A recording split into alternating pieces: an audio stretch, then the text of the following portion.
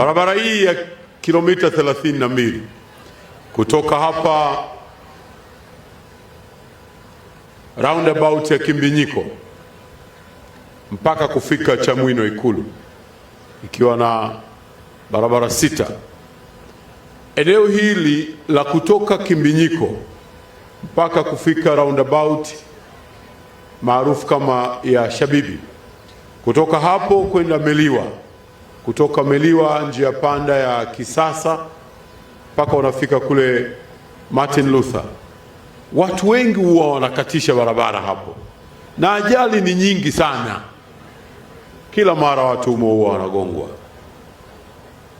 Kwa hivyo hili wazo lilitoa mkuu wetu wa wilaya la kuwa na underpass, na kwa kuwa hii ni barabara mpya tunakwenda kuijenga wenyewe na tuna wabobezi wataalamu wa kutosha, msifanye makosa.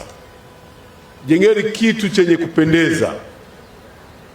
Msisahau pia vile vile hiyo barabara itapita katika eneo la Bunge la Jamhuri ya Muungano wa Tanzania.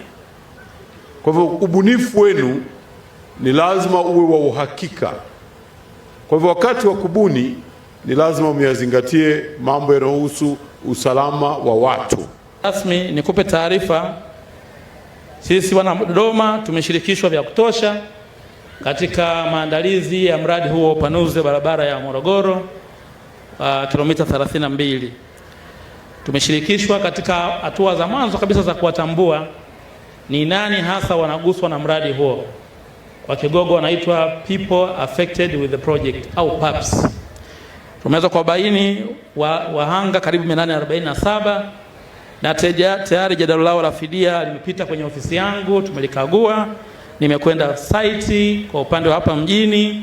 Najua pia mwenzangu kwa upande wa Chamwino wamefanya vivyo hivyo, na tayari majadala ya fidia haya tumekwisha kuyaidhinisha ili wananchi hao walipwe na kupisha mradi huo. Karibu shilingi bilioni 19.2 tumezilipa fidia za wananchi wetu. Tunamshukuru sana Mheshimiwa Rais Dr. Samia Suluhu Hassan kwa kuidhinisha fedha hizo ili wananchi hao 847 waweze kupatiwa fidia zao na kizalendo kabisa wapiche mradi huu uweze kutekelezwa. Tumpige makofi mengi sana rais wetu.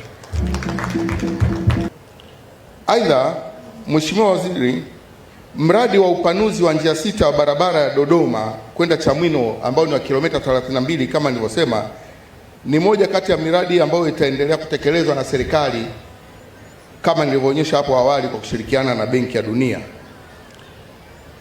Mradi huu utatekelezwa kwa kuwa na njia 4 pamoja na njia 6 na utatekelezwa kwa utaratibu unaojulikana kama sanifu na jenga, yaani design and build.